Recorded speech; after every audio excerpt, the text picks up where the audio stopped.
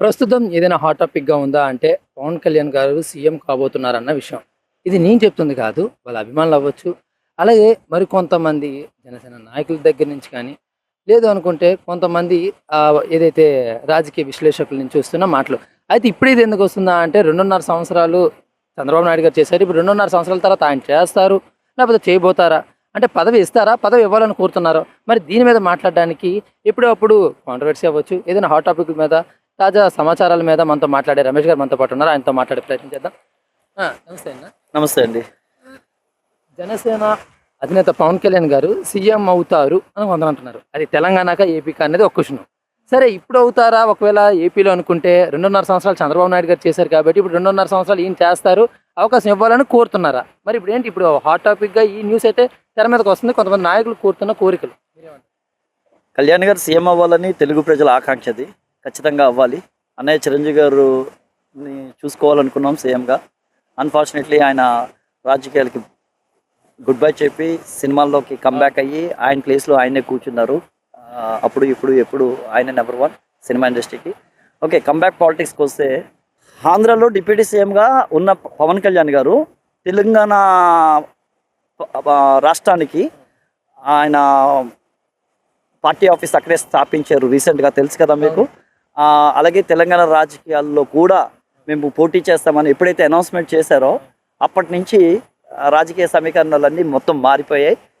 మరి డిప్యూటీ సీఎంగా ఇక్కడ ఉండి సీఎం క్యాండిడేట్గా తెలంగాణకి పనిచేస్తారా అనే క్వశ్చన్ మార్క్ అందరిలో ఉంది. కానీ తెలంగాణ రాష్ట్రం కూడా పక్క రాష్ట్రం అని మేము అనుకోం, వాళ్ళు కూడా మా అన్నదమ్ములే. సో పవన్ కళ్యాణ్ గారు చాలా స్వచ్ఛమైన వ్యక్తి, నిజాయితీ గల వ్యక్తి.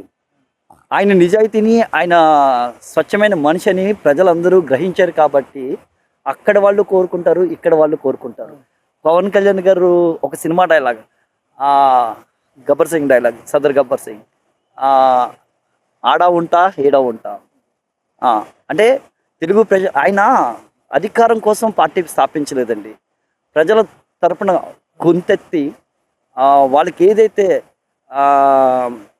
అంటే ప్రజా ఆస్తుల్ని దోచుకుంటున్న నా నాయకులు ఎవరైతే ఉన్నారో, అంటే ఎవరో ఒకరు బాధ్యత తీసుకుని ప్రశ్నించి ఆ ప్రజల యొక్క అంటే అభివృద్ధి పదంలోకి వెళ్ళనివ్వకుండా ప్రజా ఆస్తుల్ని దోచుకుంటున్నారో వాళ్ళకి గుణపాఠం చెప్పాలి, ప్రజలకు న్యాయం చేయాలి. ప్రజల డబ్బు ప్రజలకే చెందాలి. ప్రజలు ఎన్నో కష్టాలు ఎదుర్కొంటున్నారు, ఎన్నో బాధల్లో ఉన్నారు అని ఆ ఆవేదనతో స్థాపించిన పార్టీ జనసేన పార్టీ. జనాలు అవన్నీ గ్రహించాలి.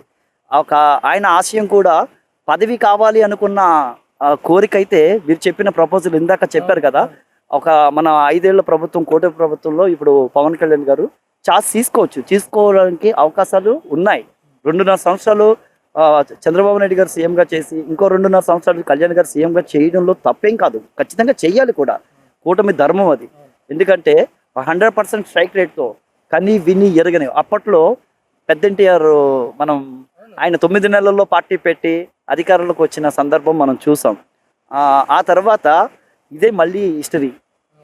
ఒక సినిమా కథానాయకుడు రాజకీయాల్లోకి వచ్చి 100% స్ట్రైక్ రేట్తో ఘన విజయం సాధించింది ఒక పవన్ కళ్యాణ్ గారే.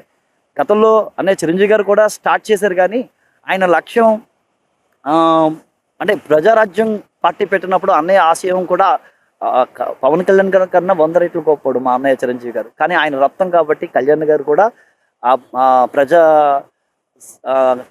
సేవ కార్యక్రమాలు అంటే ఆయనకి ఇష్టం. ప్రజలందరి మీద ప్రేమతోటే ఆయన రాజకీయాల్లోకి వచ్చారు.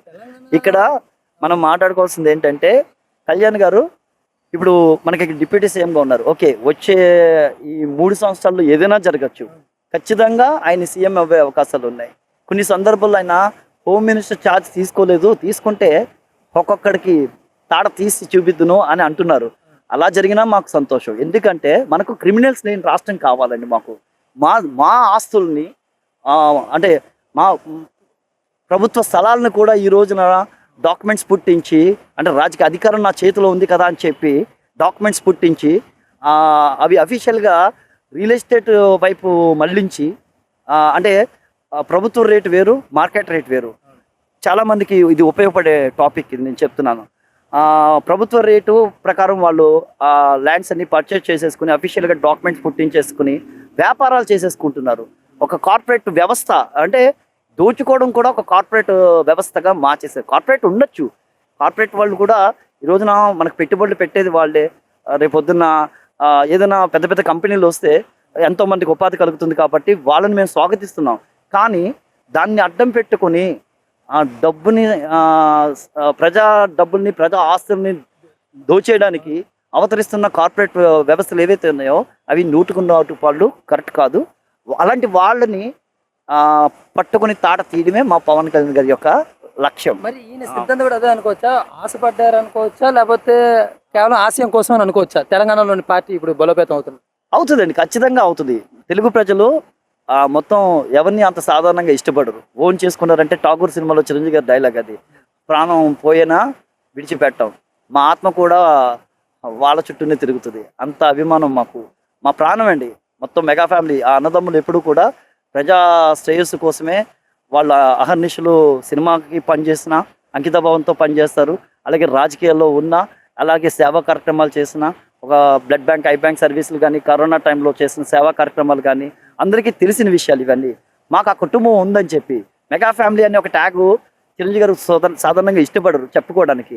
మెగా ఫ్యామిలీ అంటే దాని అర్థం ఈ తెలుగు రాష్ట్రాల అంటే కోట్లాది మంది అభిమానుల గుండె చెప్పుడు ఆయన. సో ఇదంతా కలిపి మెగా ఫ్యామిలీ అయింది. అంటే మమ్మల్ని కూడా వాళ్ళ కుటుంబ సభ్యులుగా మార్చుకున్నారు. ఈ కోట్లాది మంది ప్రజానికాన్ని వాళ్ళ కుటుంబంగా మార్చుకున్నారు కాబట్టి మెగా ఫ్యామిలీ అనే ట్యాగు అప్పుడు ఆయన గుండె లోపల నుంచి బయటకు వచ్చింది తప్ప ఎప్పుడు కూడా అహంకారంతో కానీ, అధికార దాహంతో కానీ చిరంజీవి గారు కానీ, నాగేంద్రబాబు గారు కానీ, కళ్యాణ్ గారు కానీ ఎప్పుడు ఇలాంటి వాటి మీద వెంపర్లాడలేదు.